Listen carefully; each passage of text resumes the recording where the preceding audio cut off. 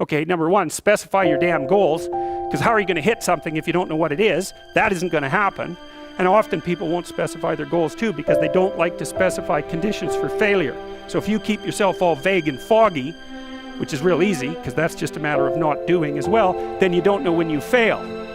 And people might say, well, I really don't want to know when I fail because that's painful. So I'll keep myself blind about when I fail.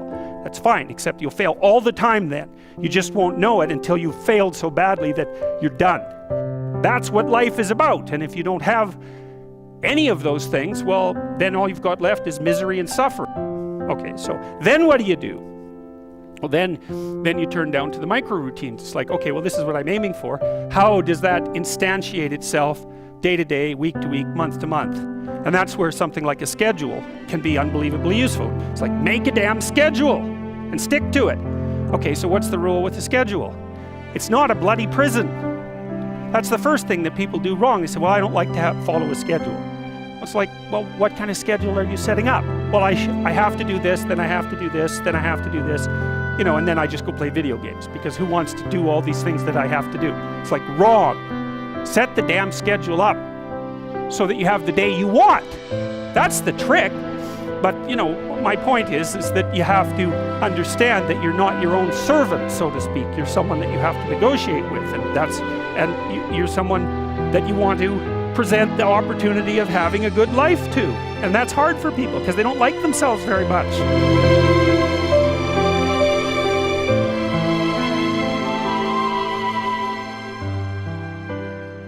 The next best predictor of lifetime success is conscientiousness. Well, so, and of the two aspects of conscientiousness, say orderliness and industriousness, the better predictor is industriousness. So the question is, well, what can you do about your industriousness? And the answer to that is, well, that's kind of rough too, because there's a strong genetic component. But you can work on micro habits with regards to your conscientiousness. And I think the best micro habits, this is partly to do with this future authoring program processes, I think the best thing you can do with regards to your conscientiousness is to set up some aims for yourself, goals that you actually value. And the future authoring program helps people do that. And basically, it does a situational analysis it helps you do a situational analysis of your life more than a psychological analysis, I would say. And so the questions are something like, well, all right, you're going to have to put some effort into your life. And you need to be motivated to do that. And so what are the potential sources of motivation? Well, you could think about them in the big five manner. You know, if you're extroverted, you want friends. If you're agreeable, you want an intimate relationship. If you're disagreeable, you want to win competitions. If you're open, you want to engage in creative activity. If you're high in neuroticism, you want security. Okay, so those are all sources of potential motivation that you could draw on, that you could tailor to your own, you know, your own personality. But then there are dimensions that you want to consider your life across. And so we ask people about, well, you know, if you could have your life the way you wanted it in 3 to 5 years, if you were taking care of yourself properly, you know, what would you want from your friendships? What would you want from your intimate relationship? How would you like to structure your family? What do you want for your career? Well, how are you going to use your time outside of your job? And how are you going to regulate your mental and physical health, and maybe also your drug and alcohol use? Because that's a good place to auger down, you know, because alcoholism, for example, wipes out, you know, 5 to 10% of people. So you want to keep that under control. And then so maybe, you know, you develop a vision of what you would like your life to be, and that associates the goal. Well, once the goal is established, and then you break down the goal into micro processes that you can implement, the micro processes become rewarding in proportion, in relation to their causal association with the goal, and that tangles in your incentive reward system. You know, we talked about the dopaminergic incentive reward system, and that's the thing that keeps you moving forward. And the way it works is that it works better if it produces positive emotion when it can see you moving towards a valued goal. Okay, well, what's the implication of that? Better have a valued goal, because otherwise you can't get any positive motivation working out. And so the more valuable the goal, in principle, the more the micro processes associated with that goal start to take on a positive charge. And so what that means is, well, you get up in the morning and you're excited about the day, you're ready to go. And so as far as I can tell, what you do is you specify your long-term ideal, Maybe you also specify a place you want to stay the hell away from so that you're terrified to fail as well as excited about succeeding, because that's also useful. You specify your goal. You do that in some sense as a unique individual. You want to specify goals that make you say, oh, if that could happen as a consequence of my efforts, it would clearly be worthwhile. Because the question always is, why do something? Because doing nothing is easy. You just sit there and you don't do anything. That's real easy. The question is, why would you ever do anything? And the answer to that has to be because you've determined by some means that it's worthwhile. And then the next question might be, well, where should you look for worthwhile things? And one would be, well, you could consult your own temperament. And the other would be, well, you kind of look at what it is that people accrue that's valuable across the lifespan.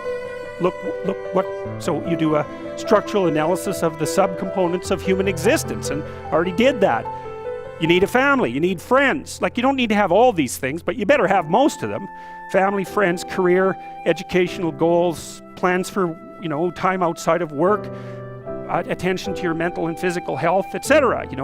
That's what life is about. And if you don't have any of those things, well, then all you've got left is misery and suffering. So that's a bad deal for you. So once you set up that goal structure, let's say, and that's really in many ways that's what you should be doing at university. That's exactly what you should be doing, is trying to figure out who it is that you're trying to be, right? And you aim at that, and then you use everything you learn as a means of building that person that you want to be. And I really mean want to be. I don't mean should be. Even those things are going to overlap. And it's important to distinguish between those, because that's partly, and this is back down to the micro routine analysis. So if I was saying, well, you're going to try to make yourself more industrious. Okay, number one, specify your damn goals, because how are you going to hit something if you don't know what it is? That isn't going to happen. And often people won't specify their goals too, because they don't like to specify conditions for failure. So if you keep yourself all vague and foggy, which is real easy, because that's just a matter of not doing as well, then you don't know when you fail. And people might say, well, I really don't want to know when I fail because that's painful. So I'll keep myself blind about when I fail. That's fine, except you'll fail all the time then. You just won't know it until you've failed so badly that you're done. And that can easily happen by the time you're 40. So I would recommend that you don't let that happen. So that's willful blindness, right? You could have known, but you chose not to. Okay, so once you get your goal structure set up, you think, okay, if I could have this life, looks like that might be worth living, despite the fact that it's going to be, anxiety provoking and threatening, and there's going to be some suffering and loss involved and all of that. Obviously, the goal is to have a vision for your life such that, all things considered, that justifies your effort. Okay, so then what do you do? Well, then you turn down to the micro routines. It's like, okay, well, this is what I'm aiming for.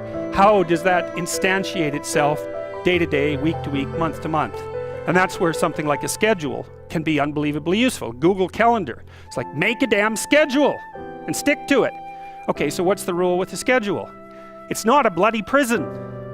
That's the first thing that people do wrong. They say, well, I don't like to follow a schedule.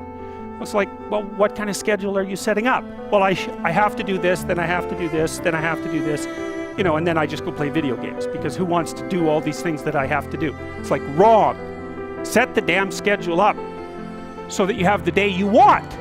That's the trick. It's like, okay, I've got tomorrow. If I was going to set it up so it was the best possible day I could have, practically speaking, what would it look like? Well, then you schedule that. And obviously there's a bit of responsibility that's going to go along with that, because if you have any sense, one of the things that you're going to insist upon is that at the end of the day, you're not in worse shape than you were than at the beginning of the day, right? Because that's a stupid day. If you have a bunch of those in a row, you just dig yourself a hole and then you bury yourself in it. It's like, sorry, that's just not a good strategy. It's a bad strategy. So maybe 20% of your day has to be responsibility and obligation, or maybe it's more than that, depending on how far behind you are.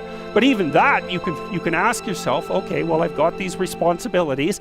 I have to schedule the damn things in. What's the right ratio of responsibility to reward? And you can ask yourself that, just like you'd negotiate with someone who is working for you. It's like, okay, you got to work tomorrow. Okay, so I want you to work tomorrow. And you might say, okay, well, what are you going to do for me that makes it likely that I'll work for you? Well, you could ask yourself that, you know. So maybe you do an hour of responsibility and then you play a video game for 15 minutes. I don't know, whatever turns your crank, man. But, you know, you have to negotiate with yourself and not tyrannize yourself. Like you're negotiating with someone that you care for, that you would like to be productive and have a good life. And that's how you make the schedule. It's like, and then you look at the day and you think, well, if I had that day, that'd be good. Great. You know, and you're useless and horrible, so you'll probably only hit it with about 70% accuracy, but that beats the hell out of 0, right? And if you hit it even with 50% accuracy, another rule is, well, aim for 51% the next week, or 50.5% for God's sake, or because you're going to hit that position where things start to loop back positively and spiral you upward. And so that's one way that you can work on your conscientiousness, is to plan a life you'd like to have. And you do that partly by referring to social norms. That's more or less rescuing your father from the belly of the whale. But the other way you do that is by having a little conversation with yourself about, as if you don't really know who you are, because you know what you're like. You won't do what you're told. You won't do what you tell yourself to do. You must have noticed that. It's like you're a bad employee and a worse boss, and both of those work, you know, for you. You don't know what you want to do, and then when you tell yourself what to do, you don't do it anyways. You should fire yourself and find someone else to be. But you know, my point is that you have to understand that you're not your own servant, so to speak. You're someone that you have to negotiate with, and you're someone that you want to present the opportunity of having a good life to. And that's hard for people because they don't like themselves very much. So, you know, they're always like cracking the whip and then procrastinating, and cracking the whip and then procrastinating. And it's like, God, it's so boring and such a pathetic way of spending your time. And you know what that's like because you probably waste like 6 hours a day. And I think we did an economic calculation about that a while back, right? Your time's probably worth $50 an hour, something like that. I mean, you're not getting paid that now, but you're young. And so this is investment time. And what you do now is going to multiply its effects in the future. So let's say it's $50 an hour, which is perfectly reasonable. So if you waste 6 hours a day, and you are, then you're wasting about $2,000 a week, or about $100,000 a year. So like, go ahead, but that's what it's costing you every hour. And you need to know what your damn time is worth. So let's say it's not $50, it's 30, whatever. Maybe it's 100, it's somewhere in that range. One of the things you should be asking yourself is, when you spend an hour, was that, well, would have I paid someone $50 to have had that hour? And if the answer is no, it's like, well, maybe you should do something else with your time. And it depends on whether or not you think that your time's worthwhile. But the funny thing about not assuming that is, if you assume your time isn't worthwhile, what happens is you don't just sit around sort of randomly in a state of responsibilityless bliss. What you do is you suffer existentially. And so that seems like a stupid solution.